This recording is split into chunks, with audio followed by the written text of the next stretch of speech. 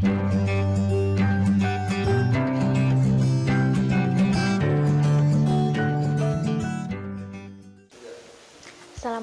warahmatullahi wabarakatuh. Bagaimana kabar kalian semuanya? Bertemu kembali dengan Ibu. Apabila yang belum mengetahui nama Ibu, di sini ada nama Ibu Atin Astuti. Ibu di sini akan menjelaskan pembelajaran tentang penyelenggaraan jenazah. Kematian, semua orang, makhluk hidup, makhluk yang bernyawa pasti semuanya akan meninggal, akan dicabut nyawanya oleh siapa? Oleh malaikat Ijroil. Nah, dalam Al-Quran atau dalam Quran, tepatnya Quran surat Al-Imran dijelaskan. Mari kita baca sama-sama ayatnya. A'udzu billahi minasyaitonir rajim. Bismillahirrahmanirrahim.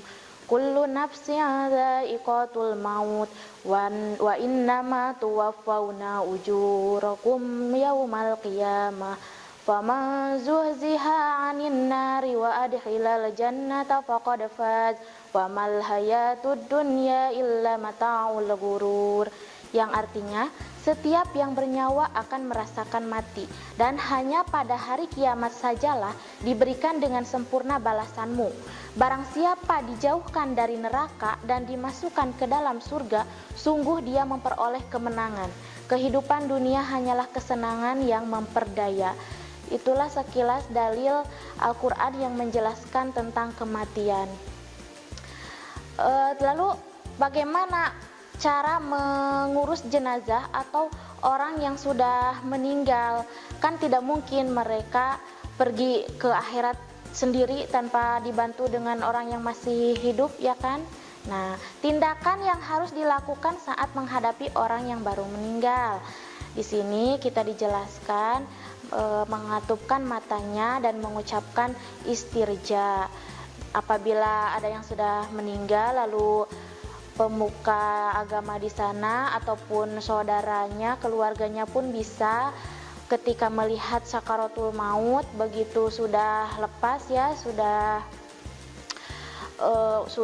tidak bernafas. Nah, kita dianjurkan mengatupkan matanya dan mengucapkan istirja, lalu menanggalkan pakaian dan perhiasannya, membetulkan letak anggota tubuhnya, membujurkan ke arah kiblat, membayarkan hutang-hutangnya, dan menyegerakan pemakamannya. Kewajiban muslim yang masih hidup yaitu mengurus jenazahnya, mengurus harta pusakanya. Tidak boleh mayat atau jenazah dibiarkan terlalu lama ya. Ya mungkin bolehlah kalau satu malam atau satu hari, siapa tahu ya menunggu kerabat yang jauh yang belum melihatnya dan ingin melihat terakhir kalinya, seperti itu.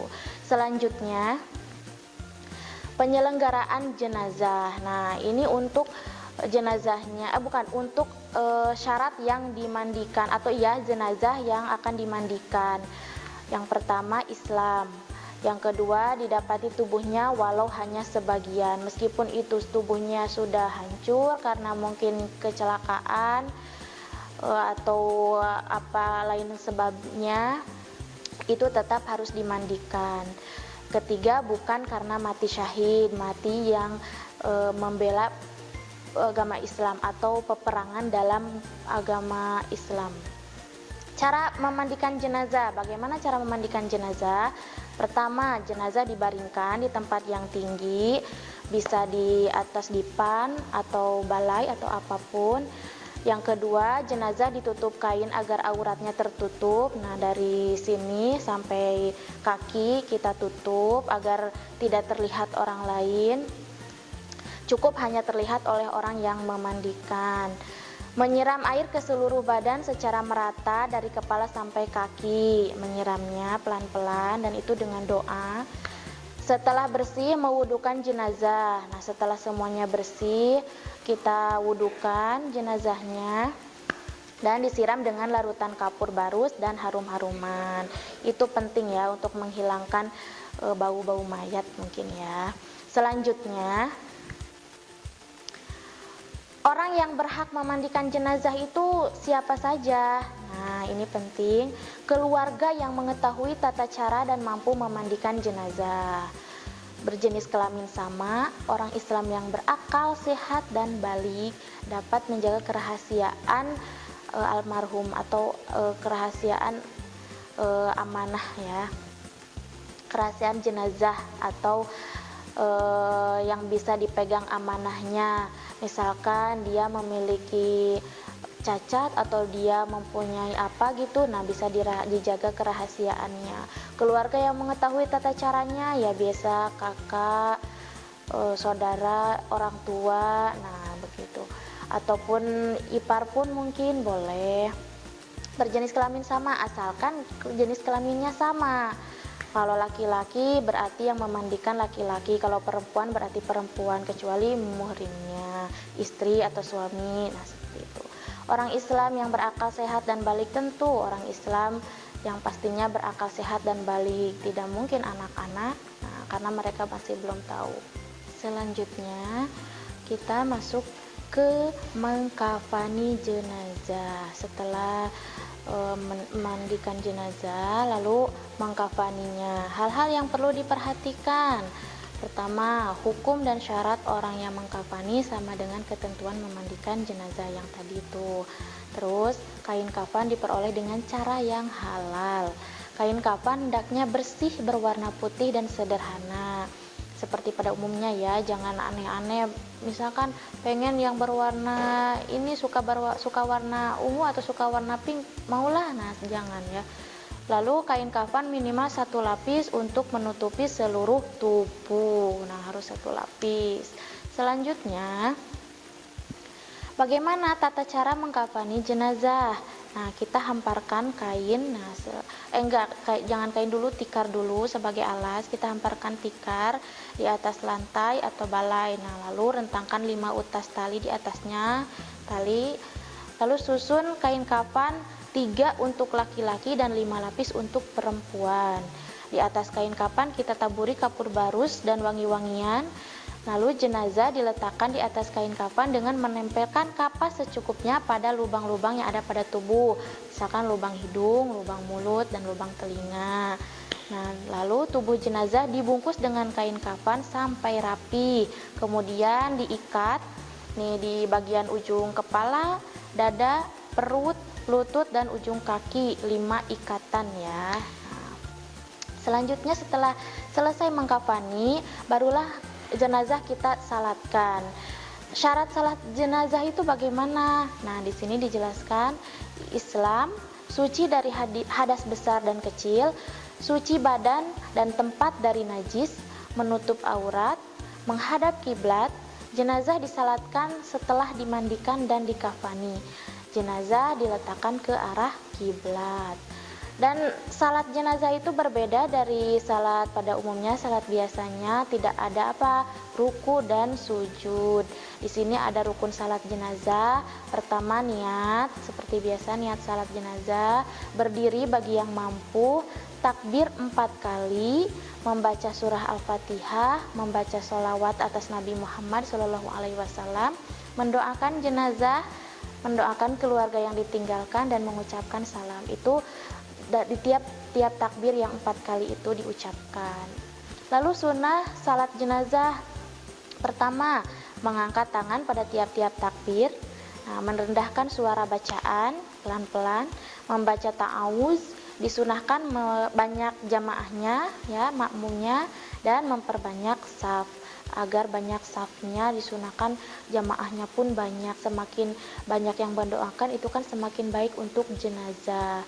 Bagaimana setelah disalatkan? Nah, baru selesai disalatkan, selanjutnya menguburkan jenazah. Waktu menguburkan jenazah itu boleh kapan saja ya, mau pagi, siang, malam, itu tergantung dengan kondisi di tempat.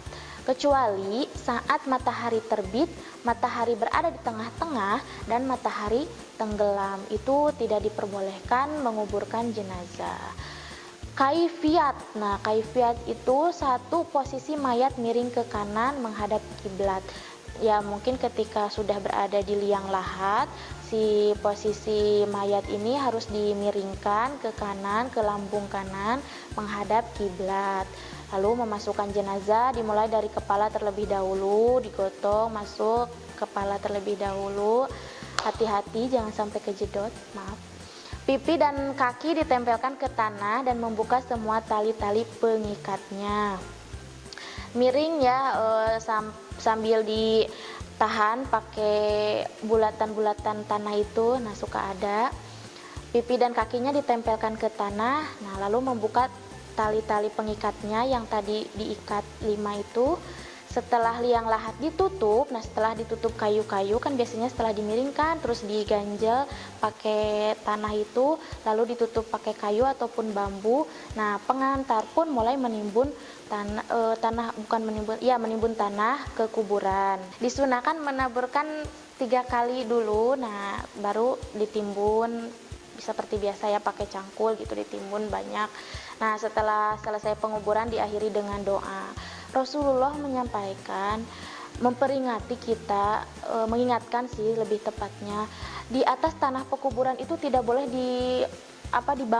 dibangun bangunan ya, harus biasa kosong aja, paling tidak ada pohon atau tumbuhan-tumbuhan bunga mungkin, nah itu mah boleh. Kalau dibangun seperti di tembok atau di batu, Rasulullah mengingatkan tidak boleh seperti itu. Selanjutnya kita masuk ke takziah. Nah, takziah itu adalah mengunjungi dan menghibur keluarga yang ditinggalkan. Ketika mendengar pengumuman kematian dari musola biasanya atau masjid ya, melalui speaker masjid, nah itu pastikan semua tetangga, kerabat, orang-orang yang tahu, orang-orang yang kenal pada jenazah, pasti mereka datang ke rumahnya. Pasti mereka akan menghibur keluarganya, akan mendoakan jenazah dan meringankan beban keluarga yang ditinggalkan supaya mereka tidak berlarut-larut dalam kesedihan.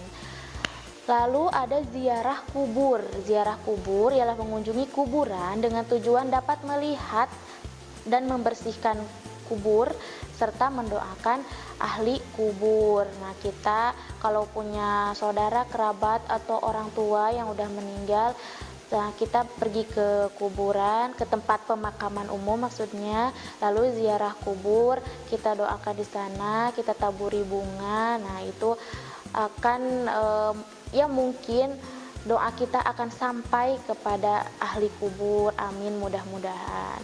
Oke, sekian pembelajaran dari Ibu.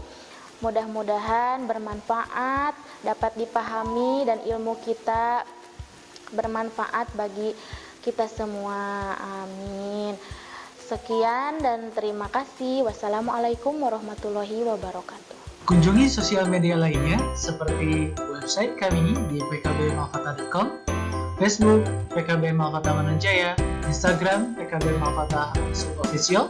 Dan terima kasih telah klik video ini. Jangan lupa like, comment, share, dan subscribe untuk menunjukkan dukungan kamu terhadap channel ini. Enjoy the video, PKB Malkata.